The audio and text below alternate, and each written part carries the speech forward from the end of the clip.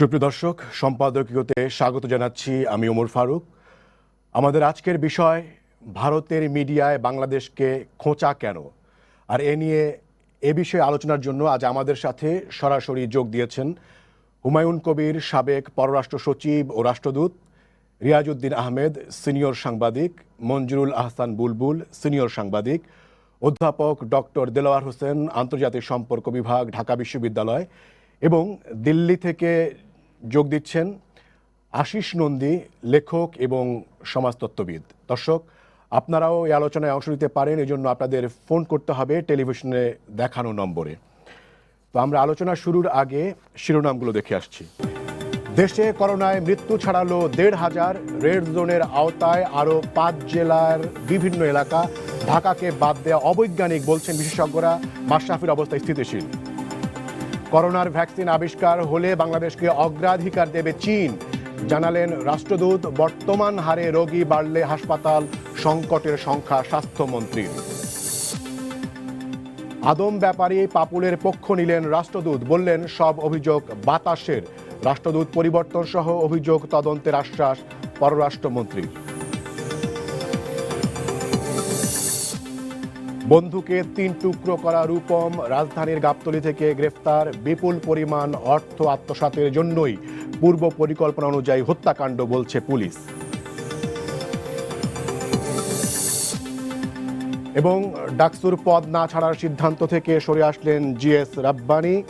এখনও দ্বিধায় VP, AGS এর পদত্যাগ গঠনতন্ত্র অনুযায়ী ব্যবস্থা, জানালেন উপাচার্য।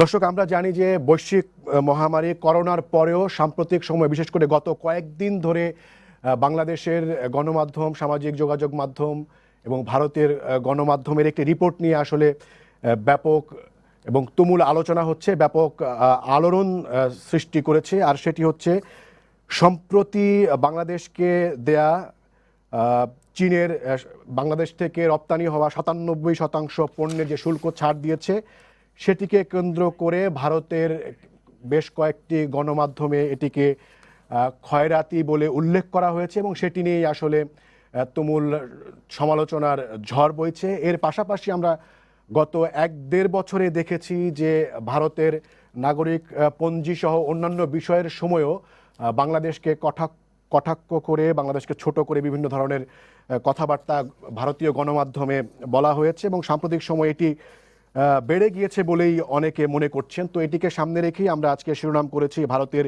মিডিয়ায় বাংলাদেশকে খোঁচা কেন। এ নিয়ে আমি প্রথমেই মঞ্জুরুল আহসান বুলবুল ভাই, আপনাকে দিয়ে শুরু করতে চাই। আপনার বিশ্লেষণে কি বলে যে বুলবুল ভাই, আপনি শুনতে পাচ্ছেন যে আপনি কিভাবে বিশ্লেষণ করবেন আমরা যে প্রশ্নটি রাখছি আজকে বিষয়ে? আমার মনে হয় যে বুলবুল ভাইয়ের ওখানে একটু সমস্যা হচ্ছে। আমরা রিয়াজ ভাইকে দিয়ে শুরু করি। রিয়াজ ভাই, আপনি শুনতে পেরেছেন যে আমাদের বিষয় হচ্ছে ভারতের মিডিয়া বাংলাদেশকে খোঁচা কেন। আপনি সাম্প্রতিক সময়ে যে বিষয়গুলো এসেছে সেটিও আপনি ফলো করছিলেন, এই বিষয়ে আপনি কিভাবে বিশ্লেষণ করবেন? ভারতের যা এসছে, যেভাবে খোঁচা বাংলাদেশকে খোঁচা দিচ্ছে, এটা অনভিপ্রেত, এটা হওয়া উচিত না। কিন্তু ভারতের দিক থেকেও একটা জিনিস পরিষ্কার, এখন ভারত এটা প্রচন্ড চাপের মধ্যে আছে। একদিকে চীনের সামরিক হস্তক্ষেপ বর্ডারে, আরেকদিকে সবগুলি নেইবার্স, বাংলাদেশ ছাড়া সব নেইবার্সই তো ভারতের প্রতি একটু হোস্টাইল, কেউ বন্ধুত্বপূর্ণ খুব একটা ভুটান ছাড়া এই মুহূর্তে দেখছে না। আর বাংলাদেশ ছিল, বাংলাদেশকে কেন খোঁচাচ্ছে আমি জানি না। বাংলাদেশ তো খুব আর্নেস্টলি এবং ফেথফুলি ভারতের পক্ষে কাজ করছিল, ভারতকে সমর্থন দিচ্ছিল।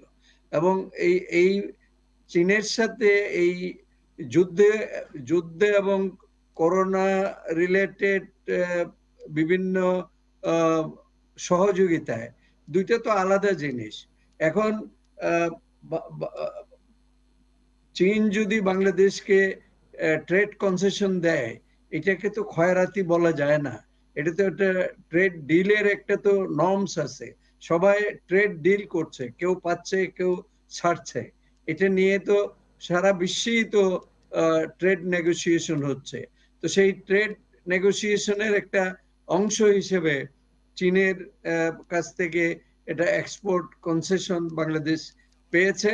এবং অনেকে মনে করছে যে করোনা উত্তর বাংলাদেশে চীনের এই কনসেশন বাংলাদেশের অর্থনীতিকে চাঙ্গা করবে। তো এইটাতে ভারতের মিডিয়া আমার মনে হয় খুব জুডিশিয়াস সিদ্ধান্ত নিতে পারে নাই। কারণ বাংলাদেশকে কেন খোঁচাবে? বাংলাদেশ কি করেছে? বাংলাদেশ তো ভারতের বিরুদ্ধে প্রত্যক্ষ বা পরিষ্কার ভাবে কোনো ভারত বিরোধী কোনো পজিশন তো নেয় নাই। এখন চীন যে কনসেশনটা বাংলাদেশকে দিয়েছে, ভারতও তো দিতে পারে। ভারত ট্রেড কনসেশন দিতে পারে না? ভারতের সাথে আমাদের বিশাল ট্রেড গ্যাপ আছে এবং ভারত বাংলাদেশ অর্থনৈতিক কোঅপারেশন অনেক বিস্তৃত। যেন আমাদের 5 থেকে 6 বিলিয়ন ডলার আউটওয়ার্ড রেমিটেন্স হয় বাংলাদেশ থেকে ভারতে। এটা নিয়ে তো বাংলাদেশের মিডিয়া বা বাংলাদেশ সরকার কেউ তো এটা নিয়ে খোঁচাখুচি করছে না। তো বাংলাদেশের এই সময়ে ভারতের মিডিয়া আমার মনে হয় আর একটু ফ্রেন্ডলি আচরণ করলে ভালো। কারণ সীমান্তে উত্তেজনা হচ্ছে, কোভিড-19 নিয়ে সব দেশেই একটা উত্তেজনাকর অবস্থা চলছে। এটা এই সময়ে অন্য উত্তেজনা তৈরি না করা বাঞ্ছনীয় আমি মনে জি করি। জি রিয়াজ ভাই, আপনাকে ধন্যবাদ। আমরা নিশ্চয়ই আপনার কাছে আমরা আসবো। আমি আশিস নন্দী সমাজতাত্ত্বিক, তিনি নয়াদিল্লি থেকে যোগ দিয়েছেন। আমি আপনার কাছে আসতে চাই। আপনি শুনছিলেন আমাদের সিনিয়র সাংবাদিক রিয়াজউদ্দিন আহমেদের কথা। এর পাশাপাশি আপনার কাছে আমি যেই প্রশ্নটি রাখতে চাই সেটি হচ্ছে যে আমরা বাংলাদেশ সহ অন্যান্য দেশের সাথে যখন ক্রিকেট খেলা হয় তখন আমরা দেখেছি যে বিভিন্ন ধরনের যে এই যে আল্ট্রা ন্যাশনালিজম বা এই ধরনের উগ্র জাতীয়তাবাদী আচরণ ভারতীয় গণমাধ্যমকে করতে।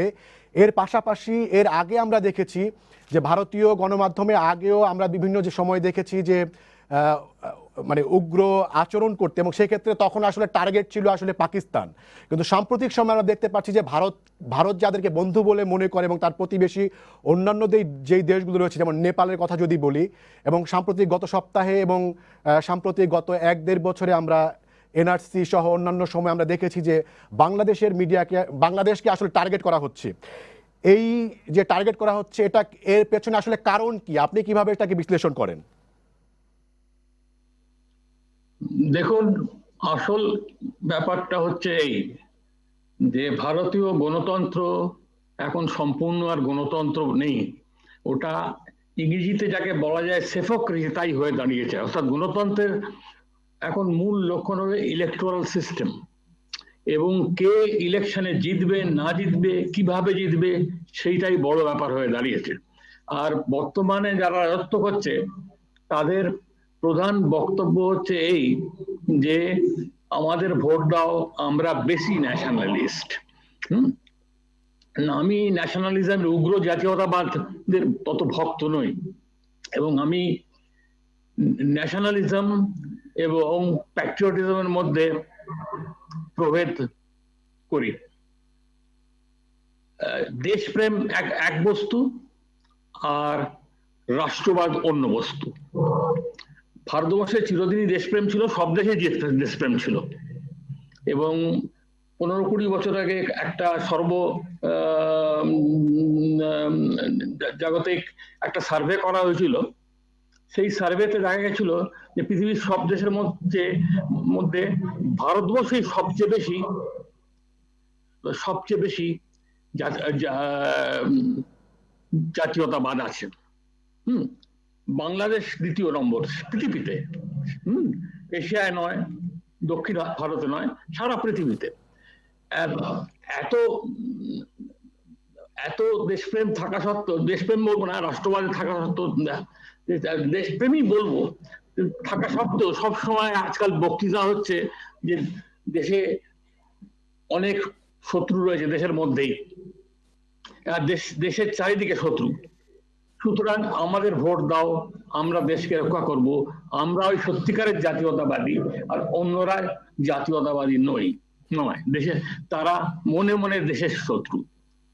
এইটাই ইলেকশন ক্যাম্পেইনের অন্যতম জি আশিস নদী, আমি যেটি জানতে চাচ্ছি সেটি হচ্ছে যে বাংলাদেশকে কেন টার্গেট করা হচ্ছে, আপনি কি মনে করেন? এটা আমার মনে হয় দু চারটে মিডিয়ার ব্যাপার, এটার সঙ্গে ভারতের শাসকদের সঙ্গে এবং তথা ভারতের জনমতের সঙ্গে খুব বেশি সম্বন্ধ নেই। ভারতের জনসাধারণ বাংলাদেশের বাইরে, মানে পশ্চিমবঙ্গের বাইরে বোধহয় জানেই না যে এই ধরনের কথাবার্তা বলা হচ্ছে বাংলাদেশ সম্বন্ধে। এখানের কোনো ইংরেজি কাগজে এটা ছাপাই হয়নি, বেরোয়নি। আর আমি আপনাদের মুখেই প্রথম শুনলাম যে এটা বাংলাদেশের একটা কন্ট্রোভার্সিয়াল ব্যাপার হয়ে দাঁড়িয়েছে।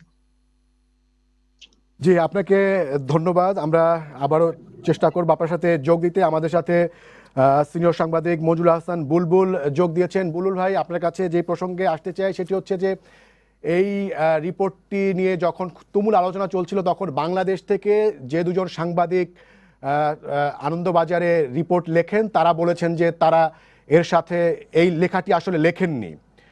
তাহলে সেক্ষেত্রে আনন্দবাজার সেই ধরনের কোনো আসলে ব্যাখ্যাও দেয়নি। তো এটা নিয়ে আপনি আসলে কি বলবেন, যে এরকম তারা কি তাহলে ডেস্কে বসে এরকম মন গড়া এবং বাংলাদেশকে হেয় করে একটি রিপোর্ট করলো?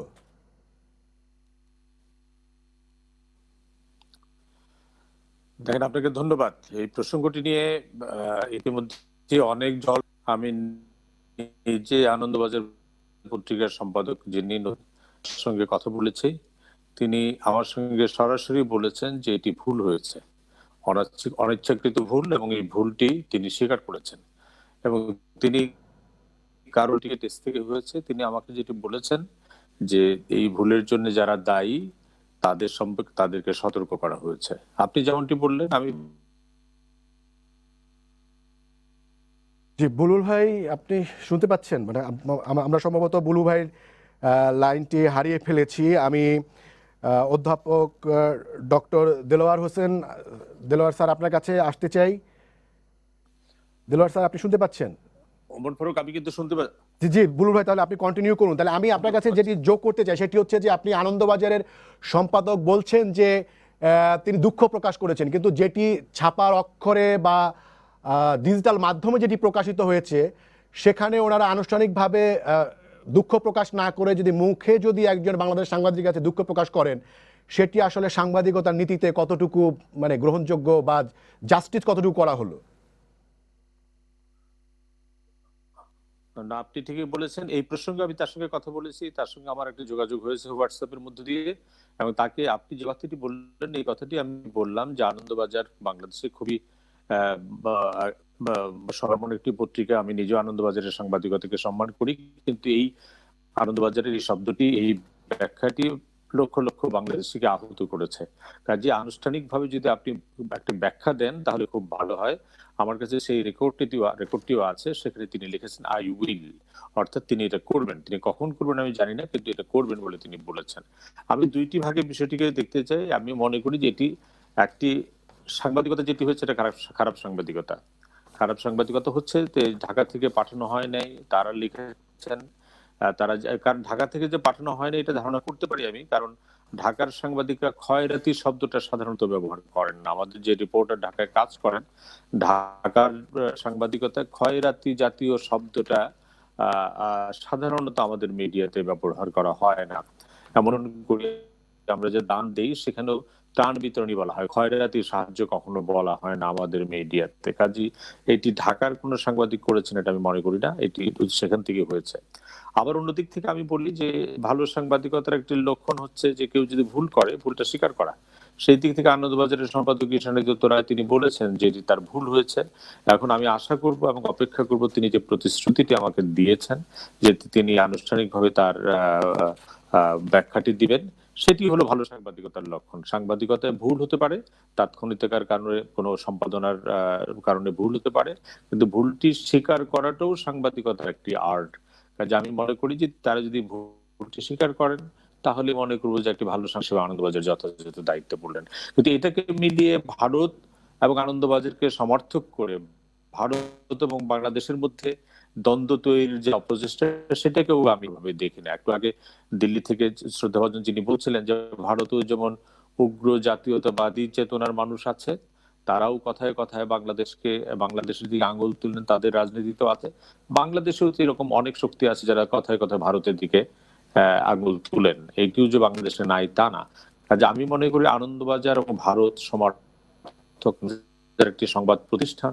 আনন্দবাজার যে সাংবাদিকতাটি করেছে এটি খারাপ সাংবাদিকতার নজির, এবং তাতে আমরা আহত বোধ জি করেছি। বুলুল ভাই, আবার শুধু অন্যদিকে তার আনন্দবাজার পত্রিকায় নয়, জি নিউজের যে বাংলা ভাষণ আছে 24 ঘন্টা, সেখানেও আসলে একই রিপোর্ট হয়েছে এবং একই শব্দ আসলে ব্যবহার করা হয়েছে।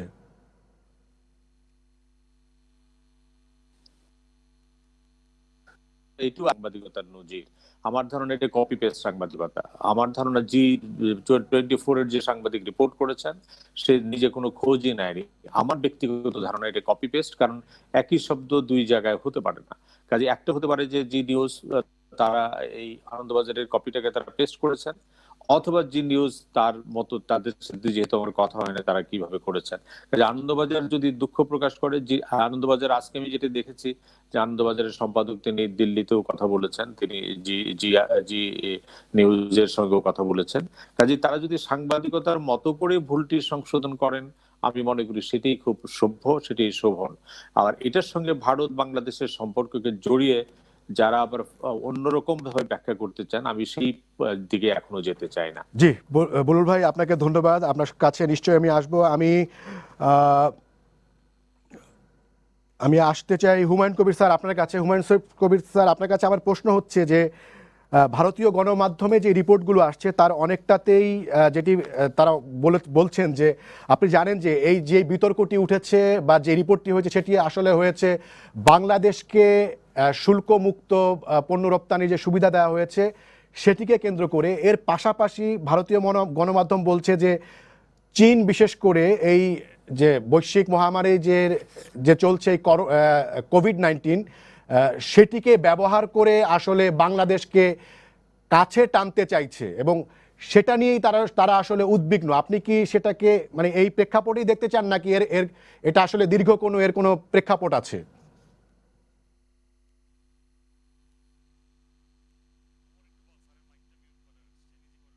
স্যার, আপনি বোধহয় আপনার মাইকটা মিউট করে রেখেছেন, আপনি সেটাকে একটু চালু করতে হবে।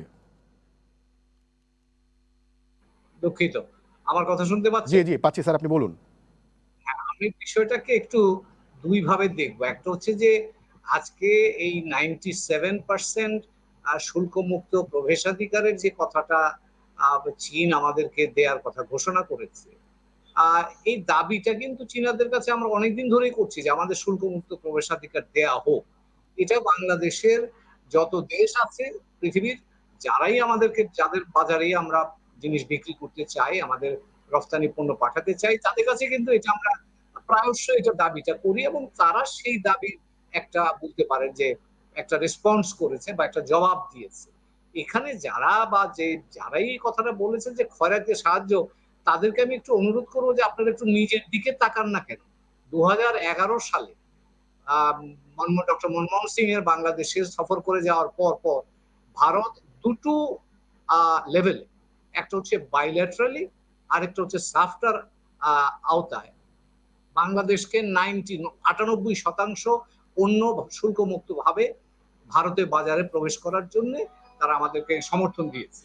এখন কথাটা হলো যে কাজেই আজকে চীন আমাদের 97% যদি দিয়ে থাকে, ভারত তো আমাদের এখন থেকে 9 বছর আগে 98% দিয়েছে, তাহলে খয়রাতি যদি এটা হয় তার আগেরটা কি ছিল? কাজে এই ধরনের কথাবার্তাটা আমার কাছে মনে হয়, যেটা একটু আগে বুলবুল ভাই বলছিলেন, এটা বোধহয় শোভন না এবং যুক্তিসঙ্গত না। আমরা বিষয়গুলোকে একটু বাস্তবতার ভিত্তিতে দেখা উচিত। তারপরে যে বিষয়টা এসছে সেটা বলা যায়, সেটা হচ্ছে যে এই শুল্কমুক্ত প্রবেশাধিকার ঘোষণা করার অর্থ যে বাংলাদেশ সবটুকু সুবিধা পেয়ে গেল তা কিন্তু নয়। যেমন ভারতে আমরা 98% অবাধ 98% শুল্কমুক্ত প্রবেশাধিকার পেয়েছি, কিন্তু তাতে করে আমরা কতটা লাভবান হতে পেরেছি? কারণ শুল্কমুক্ত প্রবেশাধিকারের বাইরে অশুল্ক এবং আধা শুল্ক নানান জটিলতা থাকে। তো কাজেই চীন যখন আমাদেরকে এটা দিয়েছে বা এই সুযোগটা আমাদেরকে দিচ্ছে, আমাদের দেখতে হবে পর্যালোচনা করে যে এর কত শতাংশ আমরা কাজে লাগাতে পারি, এবং তার উপরে নির্ভর করে যে এই ঘোষণাটা আসলে কতটা কার্যকর হবে কি হবে না। তো কাজে এই ঘটনা, এই ঘোষণাকে কেন্দ্র করে এত বড় বিতর্ক এবং এই ধরনের বিভ্রান্তিকর তথ্য ছড়ানোটা একেবারেই অনুচিত বলে মনে করি। তবে আমি আরেকটু যোগ করব, সেটা হচ্ছে যে আজকে ধরেন যে বিষয়টা বাংলাদেশের বিরুদ্ধে এসছে, এটা আজকে নয়। বাংলাদেশে আমি বলবো যে গত কয়েক বছর ধরেই একটা বাতাবরণ তৈরি হয়েছে যেখানে কোনো না কোনো শত্রু আবিষ্কারের একটা প্রচেষ্টা চলছে। এখন সেটা বাস্তব হতে পারে অথবা কাল্পনিকও হতে পারে। এখন ধরেন এই ধরনের বাতাবরণ যখন তৈরি হয়, তখন কিন্তু আমি মনে করব যে যারা লেখালেখি করেন, রাজনীতি করেন, সিদ্ধান্ত গ্রহণ করেন, তাদেরকে কিন্তু এই ধরনের এই মানে বাতাবরণ প্রভাবান্বিত করতে পারে। কাজেই গত কদিন ধরে আমরা যেটা দেখছি যে এই 15 তারিখে আপনার গালওয়ান ভ্যালিতে যে ঘটনাটা ঘটে গেল, দুঃখজনক ঘটনা, সেই ঘটনার পর কিন্তু একটা প্রচন্ড চীন বিরোধী বক্তব্য ভারতে, সেটা সামাজিক ভাবে বলেন, মিডিয়ার মাধ্যমে বলেন, তৈরি হয়েছে। এবং সে জায়গাতে চীনের যে কোনো কার্যক্রমকে ওই ফ্রেমে ফেলে এটাকে বিচার করার একটা প্রবণতা কিন্তু তৈরি হয়েছে। এবং আমার ধারণা বাংলাদেশের বিষয়ে যে ভাবে বক্তব্যটা উপস্থাপন করা হয়েছে, সেটা বোধহয় তারই একটা অংশ। তবে আমি এই কথা বলছি না, যেটা বুলবুল ভাই বলছিলেন, ওনার সাথে আমি একটু সুর মিলিয়ে বলবো যে এই এই ধরনের বক্তব্য আর ভারত সরকারের বক্তব্য বা বাংলাদেশ ভারতের সম্পর্ক, এই বক্তব্যের আলোকেই বিচার বিশ্লেষণ করার প্রয়োজন নাই। কিন্তু আমাদের একটা জিনিস মনে রাখতে হবে যে এই ধরনের বক্তব্য দুই দেশের সম্পর্ক বা বোঝাপড়াকে শক্তিশালী করতে সাহায্য করে না, কিন্তু আমি বরঞ্চ হুমায়ুন কবির স্যার, আমি একটু আপনার কাছে একটু জানতে চাই, সেটি হচ্ছে যে নাগরিকপঞ্জি বা অন্যান্য বিষয় আসলে আসামের সময়ে মানে সেখানকার প্রধান রাজনৈতিক দলের মুখ থেকে যেই ধরনের বাংলাদেশ সম্পর্কে বা বাংলাদেশি সম্পর্কে যেই ধরনের বক্তব্য এসেছে, রাজনীতির মানে সামগ্রিক অবস্থান কি মিডিয়াকে, সেখানকার মিডিয়াকে কোনোভাবে প্রভাবিত করছে কিনা? মানে সেখানে বাংলাদেশ থেকে কথিত বাংলাদেশ থেকে যাওয়া তাদেরকে উইপোকার সাথেও পর্যন্ত আমরা তুলনা করতে শুনেছি সেখানকার রাজনৈতিক নেতৃবৃন্দের মুখ থেকে। তো সেটাকে কি আমরা এখন গণমাধ্যমে যেটি দেখছি, বিশেষ করে বাংলাভাষী গণমাধ্যমে, মানে মোটা দাগে কি আমরা বলে দিতে পারি যে এটা আসলে একটা বিচ্ছিন্ন ঘটনা? না, এটা বিচ্ছিন্ন ঘটনা হিসেবে আমি দেখছি না। তার কারণ হলো আপনি যেমনটা বলছিলেন যে একটা বাতাবরণ তৈরি হয়ে আছে। এখন এই যেটা একটু আগে বা আমাদের নন্দিত দা বললেন যে বাতাবরণ যখন একটা তৈরি হয়, তখন এটার একটা মানে গ্রহণযোগ্যতা তৈরির একটা সুযোগ তৈরি হয়ে যায়। কাজে আমি যদি উত্তেজনাকর বক্তব্য দিতে পারি, আমি যদি কাউকে শত্রু বানাতে পারি, সেটা দেশের ভেতরেই হোক কি দেশের বাইরেই হোক, তাহলে এর একটা বড় ধরনের গ্রহণযোগ্যতা হবে। মানুষ আমাকে এক ধরনের হিরো বলে মনে করবে। এই প্রবণতাগুলো কিন্তু আছে। এবং তার সাথে সাথে আরো যেটা বলা দরকার, সেটা হচ্ছে যে ধরেন এই যে আমরা উত্তেজনা দেখছি, এর পেছনে আহ এক ধরনের গত কয়েক বছর ধরে পলিসি লেভেলের ক্ষেত্রে অভ্যন্তরীণ রাজনীতি, সেটা ভারতের বলেন, সেটা চীনের বলেন, অভ্যন্তরীণ রাজনীতির সাথে কিন্তু জাতীয় নিরাপত্তার বিষয়টাকে জড়িয়ে ফেলা হয়েছে। এবং এর ফলে যেটা হয়েছে যে যা আপনি জাতীয় বা অভ্যন্তরীণ রাজনীতির এক ধরনের সামরিকীকরণের একটা প্রবণতাও কিন্তু তৈরি হয়েছে। এবং যখন এই ধরনের প্রবণতা তৈরি হয়, তখন কিন্তু যেটা হয় একটা উত্তেজনার জায়গা তৈরির সুযোগ সৃষ্টি হয়, এবং সেই উত্তেজনাগুলি কোথায় গিয়ে শেষ হবে সেটা বলা জি, মুশকিল। হুমায়ুন কবির স্যার, আপনাকে ধন্যবাদ। আমরা নিশ্চয়ই আপনার কাছে আবারও আসবো। আমি অধ্যাপক ডক্টর দেলোয়ার হোসেন স্যার আপনার কাছে আসতে চাই। আপনি শুনছিলেন যে হুমায়ুন কবির স্যার বলছিলেন যে একটি বাতাবরণ তৈরি করা হচ্ছে, অর্থাৎ এক ধরনের পরিস্থিতি আসলে তৈরি করা হচ্ছে, তিনি আসলে বলছেন। কিন্তু এই শব্দের ব্যবহার নিয়ে সাংবাদিকরা যখন প্রশ্ন করেছেন, তখন পররাষ্ট্রমন্ত্রী একে ছোট মানসিকতার পরিচয় বলে আখ্যায়িত করলেও তিনি বলছেন যে বাংলাদেশের পক্ষ থেকে আসলে তেমন ধরনের কোনো ব্যবস্থা আসলে তারা নেবেন না সরকারের পক্ষ থেকে। তো যদি এই ধরনের একটি পরিস্থিতি তৈরি যদি চেষ্টা হয়ে থাকে, তাহলে সেখানে কি আসলে বাংলাদেশের পররাষ্ট্র মন্ত্রণালয় বা সরকারের তরফ থেকে কিছু করা উচিত বলে আপনি মনে করেন কিনা, বা পররাষ্ট্রমন্ত্রী যেই অবস্থান নিয়েছেন সেটাকে আপনি কিভাবে বিশ্লেষণ করেন বা মূল্যায়ন করেন? ধন্যবাদ। না আসলে আপনি যেটা বললেন যে আমি মনে করি না যে পররাষ্ট্র মন্ত্রণালয় বা বাংলাদেশ সরকারের দিক থেকে কিছু করার আছে এই মুহূর্তে। কারণ আমরা যে ইস্যুটি নিয়ে আলোচনা করছি এটি হচ্ছে যে একটি বিশেষ মানে এক হচ্ছে যে গণমাধ্যম একটি শক্তিশালী একটি মানে পিলার আমরা বলি, এবং গণমাধ্যমের শুধু একটি বিশেষ পত্রিকা বা একাধিক পত্রিকাই শুধু গণমাধ্যম না, এটি একটি বিশাল একটি স্পেস। এখন গণমাধ্যমের তাদের একটি রিপোর্ট বা একাধিক রিপোর্ট নিয়ে সরকার কোনো মন্তব্য করতে পারে না। কারণ সরকার যদি ভারতীয় সরকারের দিক থেকে যদি কোনো ধরনের অবস্থান থাকতো এবং সেটাকে সমর্থন করে যদি কোনো ধরনের তৎপরতা থাকতো, সেখানে হয়তো বা সরকারের কিছু করার ছিল। তবে এই যে গণমাধ্যম, সেটি হচ্ছে যে একটি বৃহত্তর পরিসরে আমরা বলছি যে ভারতের নাগরিক সমাজের অংশ হিসেবে গণমাধ্যমের একটি ক্ষুদ্র অংশে এই ধরনের একটি তৎপরতা। তো এখানে আমার কাছে মনে হয় যে এটি আমরা যে পর্যায়ে আলোচনা করছি বা ভারতের ভেতরে নিশ্চয়ই এগুলো নিয়ে আলোচনা হবে, আমাদের এখানে আলোচনা হবে যে ভারতের মতো একটি দেশে গণমাধ্যম কিভাবে এতটা দায়িত্বহীন হতে পারে, তাদের দায়িত্বশীলতা প্রশ্নবিদ্ধ হচ্ছে, ভারতের গণমাধ্যমের যে মান সেটাও কিন্তু প্রশ্নবিদ্ধ হচ্ছে। কারণ আপনি দেখেন যে বাংলাদেশের সঙ্গে ভারতের যে বর্তমান সম্পর্কের যে ধারা, যে উষ্ণতা এবং যে ধরনের গত 10 বছরে যে পর্যায়ে বাংলাদেশ ভারত এগিয়েছে সম্পর্কের জায়গা থেকে, সেখানে ভারতের যে কোনো গণমাধ্যমের যে কোনো পর্যায়ে, সেটি অনলাইন হোক, সেটি আপনার প্রিন্ট মিডিয়া হোক, বা যে কোনো পর্যায়ে কিন্তু এই ধরনের অত্যন্ত মিসলিডিং এবং অসম্মানজনক এই ধরনের কিন্তু শব্দ চয়ন হতে পারে না। এবং সেটি চরমভাবে ভারতীয় এই গণমাধ্যম যে যারা এটা করেছে তাদের যে কাজের মান এবং তাদের দায়িত্বশীলতা নিয়ে বড় ধরনের প্রশ্ন আমি করতে চাই, সেটি একটি বিষয়। দ্বিতীয়ত হচ্ছে যে যদি আমরা কাল্পনিকভাবে মনে করি যে ভারতের সঙ্গে বাংলাদেশের অত্যন্ত বৈরী সম্পর্ক, সেখানেও কিন্তু একটি জাতিকে নিয়ে, একটি দেশকে নিয়ে এই ধরনের প্রশ্ন করতে পারে না। কারণ যে কাজটি বাংলাদেশ, যেটি অ্যাম্বাসেডর হুমায়ুন কবির ব্যাখ্যা করেছেন অলরেডি, কারণ আমি নিজেও বলতে চেয়েছিলাম যে 2011 সালে মনমোহন সিং সাহেব যখন এসেছিলেন, উনি কিন্তু তখন বাংলাদেশের এরকম 66টি পণ্যের উপরে ভারত শুল্ক প্রত্যাহার করেছিল, এবং পাশাপাশি যেটি সাফটার কথা বলেছে, সাফটাতে কিন্তু দু ধরনের রাষ্ট্রের ক্যাটাগরি আছে। সেখানে বাংলাদেশ স্বাভাবিকভাবে বাংলাদেশ একটি লিস্ট ডেভেলপ কান্ট্রি হিসেবে বাংলাদেশ কিছু বাড়তি সুবিধার কথা সাফটাতে বলা ছিল।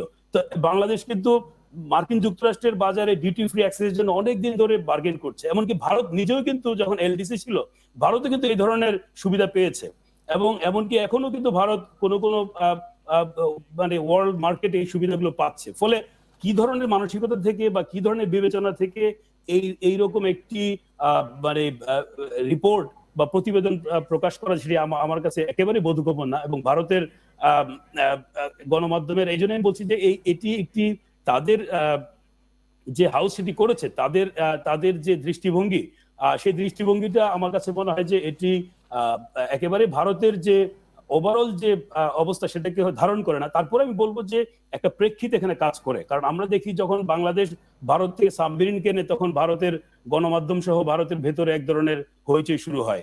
আবার চীন যখন বাংলাদেশকে খুবই লেজিটিমেট এবং খুবই স্বাভাবিক বাণিজ্যিক সম্পর্কের অংশ, এটি একটি দেশ আরেকটি দেশের সঙ্গে বাণিজ্যিক সম্পর্কের অনেকগুলো স্তর থাকে, এবং ভারতের সঙ্গে কিন্তু আমাদের বাণিজ্যিক সম্পর্কের মধ্যেও কিন্তু ভারত এই ধরনের অনেক সুবিধা দিচ্ছে। যেটি চীন দিচ্ছে সেটি ভারত আগেই দিয়েছে, এবং চীন সেটি বাংলাদেশকে দিচ্ছে না, অনেক দেশকে দিচ্ছে। আজকে চীন দিচ্ছে, একসময় চীন সেই সুবিধা পেত।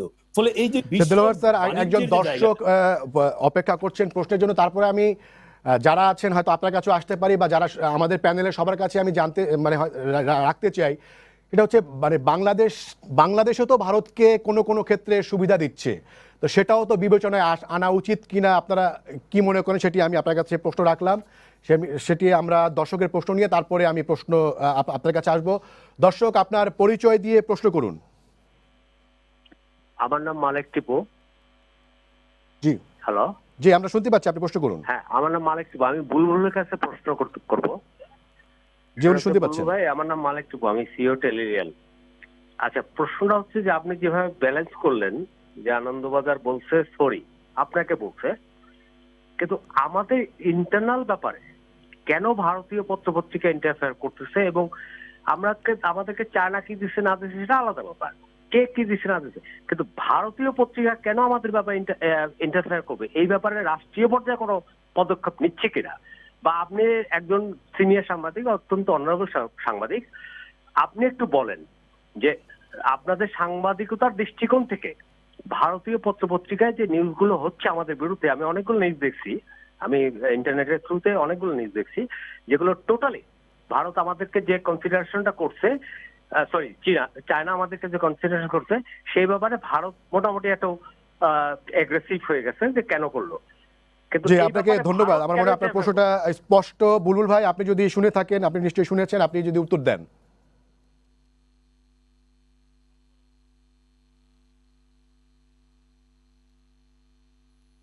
চোখে পড়ার মতো। আপনি যদি আজকেও, আমি একটি লেখা পড়েছি গৌতম লাহিড়ী, দিল্লি প্রেস ক্লাবের যে সভাপতি, তার লেখা, তিনি পরিষ্কারভাবে ভারত সরকারের এই অবস্থানটি ব্যাখ্যা করেছেন তার লেখায়, যে ভারত সাম্প্রতিককালে ভারতের অভ্যন্তরীণ রাজনীতি এবং তার পাশাপাশি আঞ্চলিক রাজনীতিতে কি নেপাল, কি ভুটান, কি চায়না, এই সব মিলিয়ে ভারতীয় সাংবাদিক হিসেবে গৌতম লাহিড়ী লেখাটি খুবই বস্তুনিষ্ঠ লেখা। আমি জানি না এটা বাংলাদেশ, তিনি বাংলাদেশেরও একটি বাংলা পত্রিকায় কাজ করেন, সেখানে এই লেখাটি ছাপা হবে কিনা। তবে অ্যাম্বাসেডর হুমায়ুন কবির যেটি বলেছেন, বা ওমর ফারুক যে প্রশ্নটি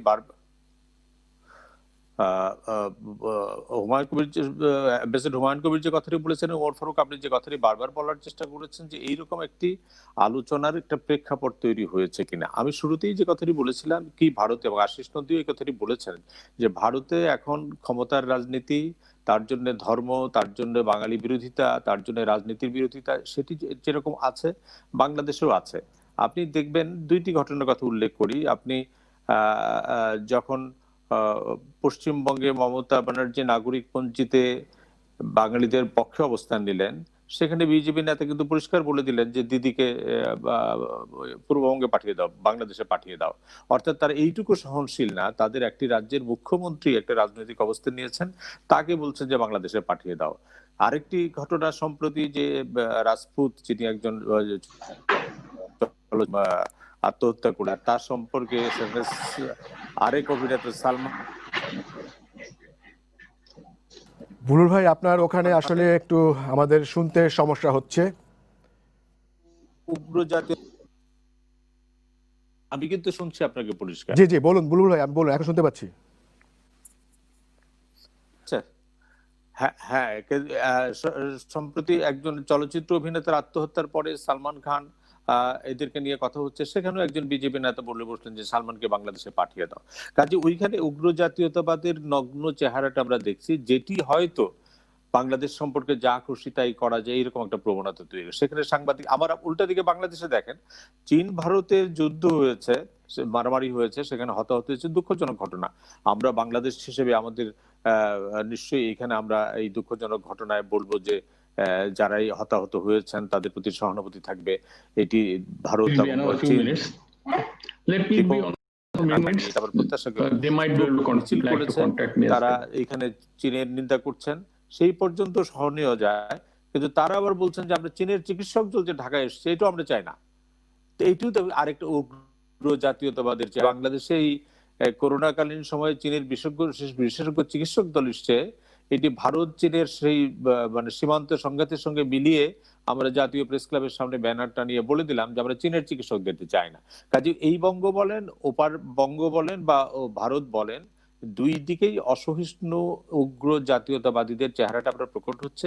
সেই ক্ষেত্রে আমরা যেটা প্রত্যাশা করি, মিডিয়া, যেটা মালিক ভাই বললেন, যে মিডিয়া, সাংবাদিকতা, বুদ্ধিজীবী, যেটা ভারতের খুব অহংকারের জায়গা, যেটা বাংলাদেশের খুব অহংকারের জায়গা, যে এত দ্বন্দ্বের পরেও আমরা কিন্তু দুই দেশেই এক ধরনের বুদ্ধিজীবী, চিন্তাবিদ, থিঙ্ক ট্যাঙ্ক দেখেছি, যারা খুব চিন্তাশীলতার সঙ্গে পরিস্থিতিকে ব্যাখ্যা করে। বুলবুল ভাই, আপনাকে ধন্যবাদ। আমরা নিশ্চয়ই সময় পেলে আপনার কাছে আবারও আসবো। আমি রিয়াজ ভাই আপনার কাছে আসতে চাই। সেটি হচ্ছে, বলা হচ্ছে যে এক ধরনের প্রেক্ষাপট তৈরি করা হচ্ছে, সেটির বলা হচ্ছে, এবং আপনি কি মনে করেন যে বাংলাদেশের পক্ষ থেকে আসলে, যদিও অধ্যাপক ডক্টর দেলোয়ার হোসেন বলছেন যে আসলে সরকারের পক্ষ থেকে আসলে তেমন কিছু করার নেই, তো এই বিষয়ে আসলে আপনি কি বলবেন?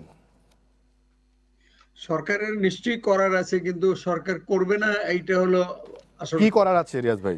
করবে না, করবে না, না মিডিয়া, এটা যদি সরকারি লেভেলে নাও হয়, মিডিয়াতে যেহেতু বাংলাদেশ ব্যাশিং এর একটা নিউজ হয়েছে, বা বাংলাদেশের বিরুদ্ধে বাংলাদেশকে মানে বাংলাদেশকে ডিসগ্রেস করা হয়েছে, সেখানে কি বাংলাদেশের এই ওই মিডিয়ার রিপোর্টের উপরও কোনো কথা বলার নিষেধ আছে? এটা তো আমরা দেখেছি মিডিয়াকে মিডিয়াকে আমাদের ফরেন অফিস বা আমাদের মিনিস্ট্রি অফ ইনফরমেশন আমাদের বক্তব্যটা সেখানে বলতে পারে, এটা ক্লিয়ারিফিকেশন দিতে পারে। এখন এটা না করলে যেটা হবে, এটা রাজনীতির হাতে চলে যাবে, এবং রাজনীতির হাতে গেলে যেটা হবে সেটা হবে যে ভারত বরাবরই বাংলাদেশকে হেয় প্রতিপন্ন করতে চায়, ক্রিকেটের মাঠে নানান রকম অঙ্গভঙ্গি করে বাংলাদেশকে ছোট করতে চায়, এই ভারতের যে নাগরিক পঞ্জি সেটাকে নিয়ে নানান রকম কথা হয়েছে। এখন এটা কি এবার যে রিপোর্টটা হয়েছে, চীন ভারত আক্রমণ করছে বা ভারত চীন আক্রমণ করেছে, এটা তাদের আভ্যন্তরীণ ব্যাপার, এখানে বাংলাদেশ তো কোনো পার্টি না।